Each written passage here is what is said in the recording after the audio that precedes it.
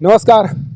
मैं अभी उसी जगह पर खड़ा हूं जिस जगह पर करीब 1 घंटा पहले उत्पाद विभाग के एक सिपाही को अपराधियों के द्वारा गोली मार दी गई।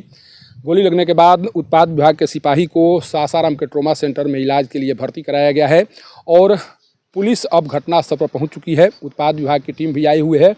और करवंदिया ओपी के भी पुलिसकर्मी यहां पहुंच चुके हैं। लगातार अपराधियों के शिनाख्त को लेकर यहां पर कोशिश जारी है। यहां पर ड्रोन कैमरे से भी अपराधियों की टोल लेने की तैयारी चल रही है कि किसी तरह से जो अपराधी हैं उन्हें गिरफ्तार किया जा सके। मैं जिस जगह पर खड़ा हूं वो सासाराम का तारगंज का क्षेत्र है और यहीं पर उत्पाद विभाग के टीम को पता चला था कि शराब उतारे जा रहे हैं, जिसके बाद उत्पाद विभाग की टीम यहां पर पहुंची हुई थी। पहुंचने के बाद उसके द्वारा जिनके द्वारा शराब उतारने की कोशिश की जा रही थी उन्हें पकड़ने का प्रयास किया जा रहा था। इसी क्रम में अपराधियों के द्वारा एक सिपाही को गोली मार दी जाती है। देखिए यहाँ पर जो स्थिति है उसको मैं दिखा दूं। ये चंदन शहीद पहाड़ी का इलाका है और पूरा ये क्षेत्र एक दक्षिणी भाग से घिरा हुआ है और इधर जब उत्तरी भाग में जाएंगे तो सासाराम शहर का भाग शुरू हो जाता है। और इसी बीच में शराब के कारोबार का जो खबर यहाँ पर उत्पाद विभाग को मिली थी, उसी खबर की पुष्टि को लेकर टीम पहुंची हुई थी, जिसके बाद ये घटना सामने आई है। सोचिए कि किस तरह से सुनसान इलाकों को शराब कारोबारियों के द्वारा अपने कारोबार का क्षेत्र बनाया जा रहा है और किस तरह से उत्पाद विभाग की टीम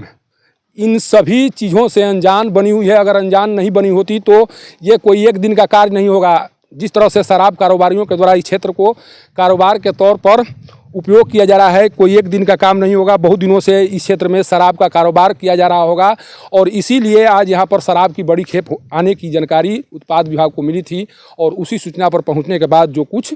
आज घटित हुई उसे आज पूरे रोहतास जिला को एक तरह से फिर एक बार सकते में डाल दिया है। कारण कि कुछ दिन पहले घनकी जामुन के पास एक पुलिसकर्मी को गोली मारी गई थी और उस गोलीबारी की घटना में शामिल अपराधियों को अभी तक पकड़ा नहीं जा सका था और उस एक पखवाड़े में एक बार फिर किसी पुलिसकर्मियों को अपराधियों के द्वारा निशाना बना दिया जाता है तो इतना तो माना जाएगा कि जो ये क्षेत्र है यहाँ से मात्र 1 या 1.5 किलोमीटर की दूरी पर वो घटना हुई थी और उसके इर्द गिर्द में एक बार फिर किसी पुलिसकर्मी के ऊपर अपराधियों के द्वारा गोलीबारी कर देना इतना तो बताने के लिए काफ़ी है कि इस क्षेत्र में रहने वाले अपराधी इस तरह से बेखौफ हो चुके हैं कि उन्हें पुलिसकर्मियों को भी निशाना बनाने में थोड़ा भी संकोच नहीं है। और जब चाहे जिस समय चाहे दिन के उजाले में घटना घटित हुई है। वहाँ पर जो घटना हुई थी वो रात के अंधेरे में हुई थी, लेकिन यहाँ पर जिस तरह से दिन के उजाले में घटना घटित हुई है और पुलिसकर्मियों के बीच, चूँकि एक पुलिसकर्मी यहाँ आए होंगे कुछ और पुलिसकर्मी होंगे और उन पुलिसकर्मियों के बीच कोई अपराधी किसी पुलिसकर्मी को शिकार बनाकर अगर रवाना हो जाता है, गोली मारकर भाग जाता है, तो कहीं ना कहीं जो कार्य करने का तरीका है वो कटघरे में खड़ा होगा और उसको लेकर सवाल पूछे जाएंगे। अगर पुलिसकर्मी वहाँ पर थे तो कैसे कोई अपराधी एक पुलिसकर्मी को निशाना बनाकर रफू चक्कर हो जाते हैं। किस तरह से तैयारी की गई थी छापेमारी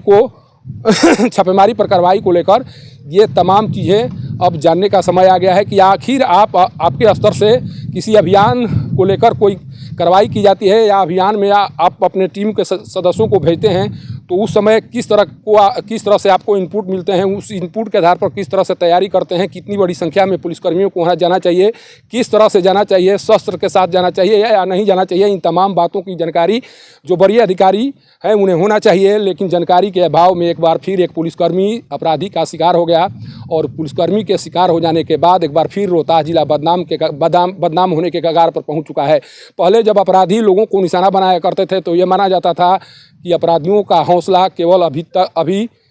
जो आम लोग हैं उन्हीं तक सीमित है, लेकिन अब लगातार रोहतास में अपराधियों के द्वारा पुलिसकर्मियों को निशाना बनाया जा रहा है। तो इतना तो तय हो चुका है कि अब कहीं भी किसी भी समय अपराधी पुलिसकर्मियों को निशाना बना सकते हैं और पुलिसकर्मी चाहकर भी अपराधियों का कुछ नहीं बिगाड़ सकते हैं। तारगंज से पब्लिक न्यूज़ के लिए सत्येंद्र चौबे की रिपोर्ट।